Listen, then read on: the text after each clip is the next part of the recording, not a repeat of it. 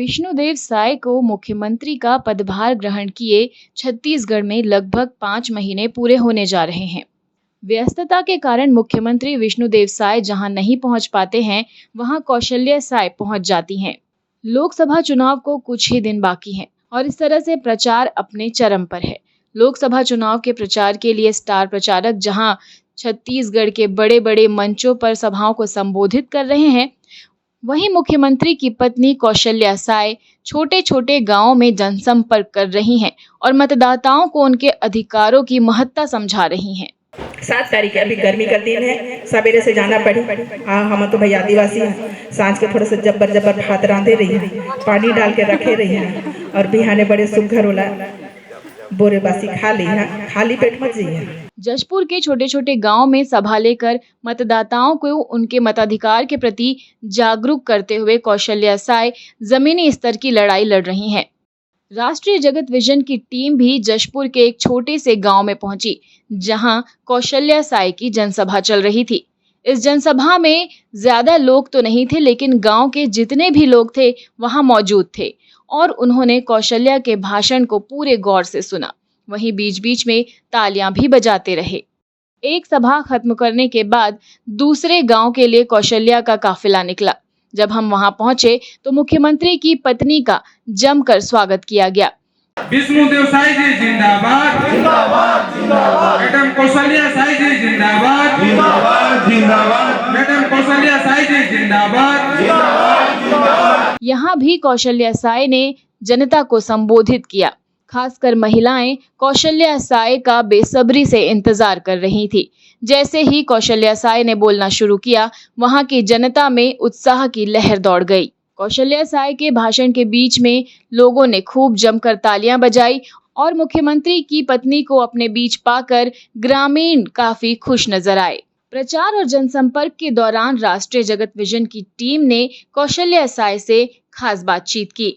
क्या कुछ कहा कौशल्या साय ने, आइए आपको सुनाते हैं। भी कर रही हैं, सुबह से निकली हैं, कैसा लग रहा है इस वक्त आपको? इस वक्त नहीं, ये तो हम 4 महीने से कर रहे हैं। अब 4 महीने का 5 महीना पूरा हो गया जी जी। और बहुत अच्छा रिस्पांस मिल रहा है। जो घोषणा पत्र है उसको मैं बार बार रिपीट कर रही हूँ। जो मोदी जी का गारंटी वाला चल रहा है, मोदी की गारंटी, उसको लेकर के चल रही हूँ और साय जी का सुशासन, इसको लेकर चल रही हूँ।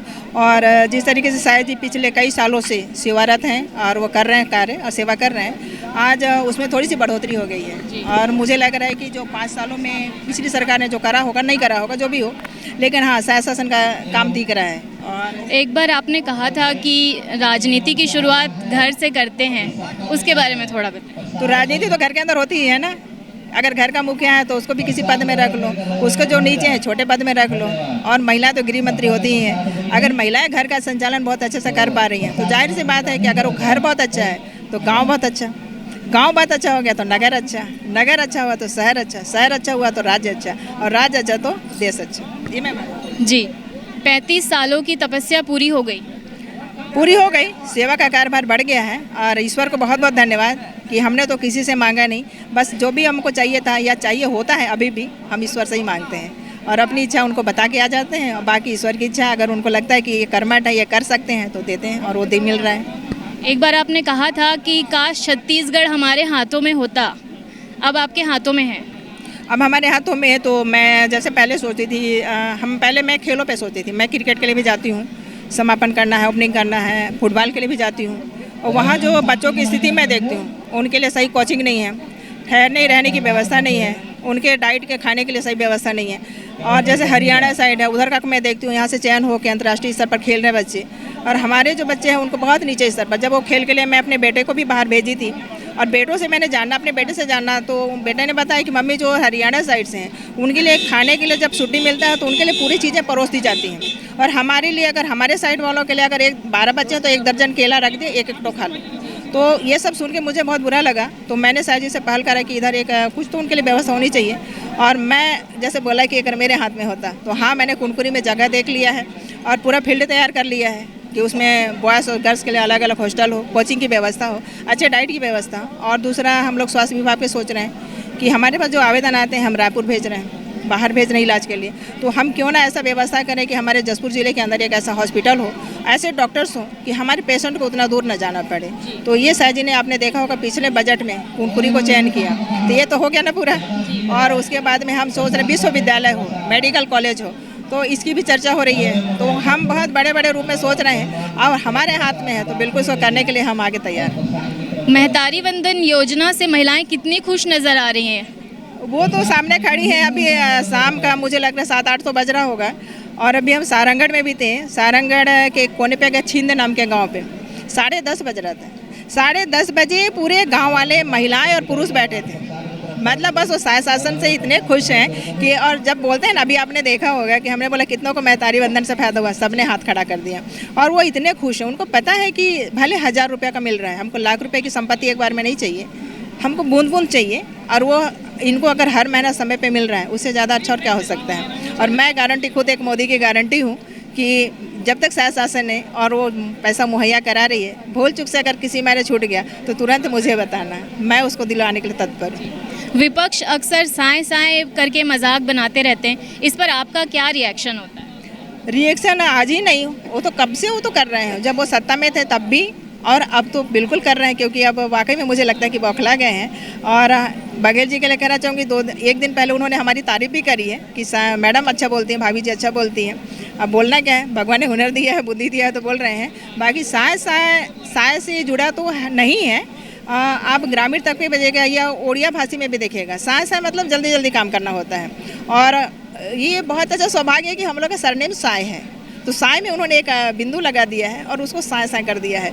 और साय सरकार वाकई में काम कर रही है इस तरीके से। और मुझे लग रहा है कि साय सरकार के आने के बाद जितने हमारे कर्मचारी हैं, चाहे वो किसी भी विभाग से संबंधित हो सकते हैं, पुलिस विभाग से हों, स्वास्थ्य विभाग से हों, और सारे कर्मचारी भी एक लाइन में खड़े होकर हाथ बांधे खड़े हैं। और जैसे मेरा अपना आदत है, मैं कहीं भी जाती हूँ तो मेरे बच्चे खड़े रहते हैं, पुलिस विभाग वाले खड़े रहते हैं, सारे तैनात रहते हैं। तो उनको भी मैं बोलती हूँ कि अब थोड़ा सा टाइट नहीं रहना, थोड़ा सा नरम रहना, क्योंकि हमें आपकी ज़रूरत पड़ेगी। और स्वास्थ्य विभाग के लिए भी रहता है कि मुझे आपकी ज़रूरत पड़ेगी। कलेक्टर साहब आते हैं, उनको भी बोलते हैं कि मुझे आपकी ज़रूरत पड़ेगी। और जब कौशल्या से बिना किसी पद में रहते इतना काम कर रही है, तो पदाधिकारियों वालों को तो करना जरूरी है। ये आज तक पहले कभी नहीं देखा।